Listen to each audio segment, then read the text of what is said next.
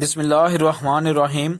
سریہ خالد بن الولید رضی اللہ تعالی عنہ نجران کے عیسائیوں کی طرف اسلام کی دعوت۔ فتح مکہ کے بعد جزیرہ عرب کی فضا تیزی سے بدل رہی تھی۔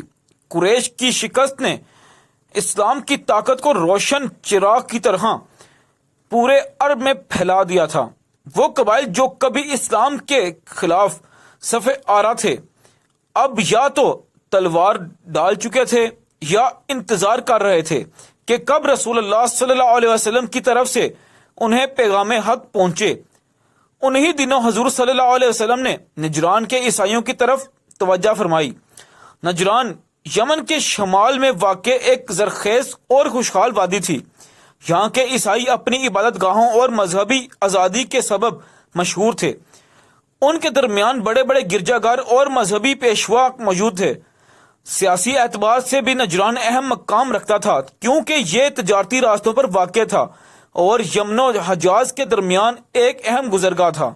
رسول اللہ صلی اللہ علیہ وسلم چاہتے تھے کہ اسلام کا پیغام صرف مشرکین تک محدود نہ رہے، بلکہ یہود و نصارہ تک بھی صاف اور واضح پہنچایا جائے۔ اسی مقصد کے لیے آپ صلی اللہ علیہ وسلم نے اپنے نامور سپہ سالار حضرت خالد بن الولید رضی اللہ عنہ کو نجران کے عیسائیوں کی طرف روانہ کیا۔ سفر کی تیاری۔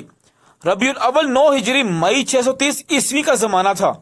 مدینہ منورہ میں صحابہ رضی اللہ عنہ کو اطلاع ملی کہ رسول اللہ صلی اللہ علیہ وسلم نے حضرت خالد بن الولید رضی اللہ عنہ کو ایک نئے مشن پر بھیجنے کا فیصلہ کیا ہے۔ خالد رضی اللہ عنہ کو یہ ذمہ داری سونپی گئی کہ وہ ایک لشکر کے ساتھ نجران جائیں، وہاں کے سرداروں اور مذہبی پیشواؤں کو اسلام کی دعوت دیں اور انہیں یہ سمجھائیں کہ اسلام کی روشنی ان کے لیے ہدایت کا راستہ ہے۔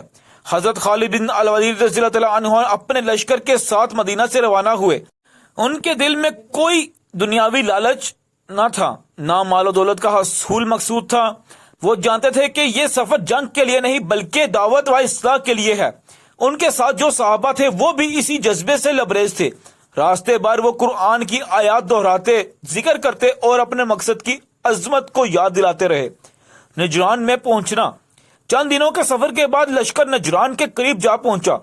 یہ خبر پورے علاقے میں پھیل گئی کہ مدینہ سے رسول اللہ صلی اللہ علیہ وسلم کے نامزد کردہ نمائندے اور سپہ سالار آ رہے ہیں۔ نجران کے عیسائی سردار اور پادری گھبرا گئے۔ ان کے ذہن میں یہ سوال ابھرا کہ آیا مسلمان ہم پر حملہ کرنے آئے ہیں یا کوئی اور مقصد ہے۔ حضرت خالد بن الولید رضی اللہ عنہ نے نجران میں داخل ہوتے ہی اعلان کروایا کہ وہ جنگ کے لیے نہیں آئے بلکہ اللہ اور اس کے رسول صلی اللہ علیہ وسلم کا پیغام لے کر آئے ہیں۔ ان کی بات سن کر علاقے کے سردار اور مذہبی رہنما جمع ہوئے۔ خالد رضی اللہ عنہ نے بڑے سکون اور حکمت سے کہا، ہم تمہارے ساتھ لڑنے نہیں آئے، ہم تمہیں اس اللہ کی طرف بلانے آئے ہیں جو زندہ ہے، جو ایک ہے، جس کا کوئی شریک نہیں۔ محمد صلی اللہ علیہ وسلم اس کے رسول ہیں۔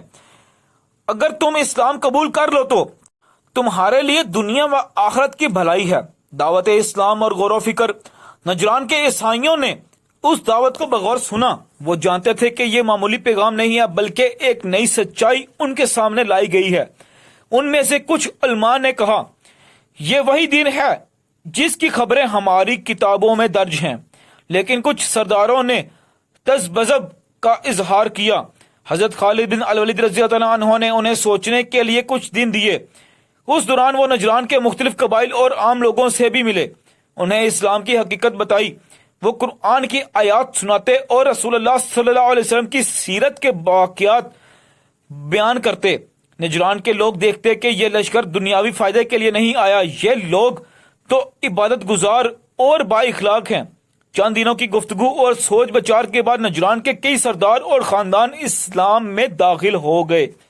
انہوں نے کلمہ شہادت پڑھا اور کہا کہ اب ہم محمد صلی اللہ علیہ وسلم کے لائے ہوئے دین کو مانتے ہیں۔ رسول اللہ صلی اللہ علیہ وسلم کو خوشخبری۔ جب کافی تعداد میں لوگ اسلام قبول کر چکے، حضرت خالد بن الولید رضی اللہ عنہ نے ایک خط رسول اللہ صلی اللہ علیہ وسلم کی خدمت میں روانہ کیا۔ اس میں انہوں نے تفصیل بیان کی کہ نجران کے لوگوں نے اسلام قبول کر لیا ہے اور علاقے میں امن قائم ہے۔ رسول اللہ صلی اللہ علیہ وسلم کو یہ خبر ملی تو آپ صلی اللہ علیہ وسلم بے حد خوش ہوئے اور اللہ کا شکر ادا کیا۔ آپ صلی اللہ علیہ وسلم نے حضرت خالد بن الولید رضی اللہ تعالی عنہ کو خط لکھ کر ہدایت دی کہ نئے مسلمان ہونے والوں کے ساتھ نرمی اور حسن سلوک کریں، ان کی تعلیم و تربیت کا انتظام کریں اور علاقے میں انصاف قائم کریں۔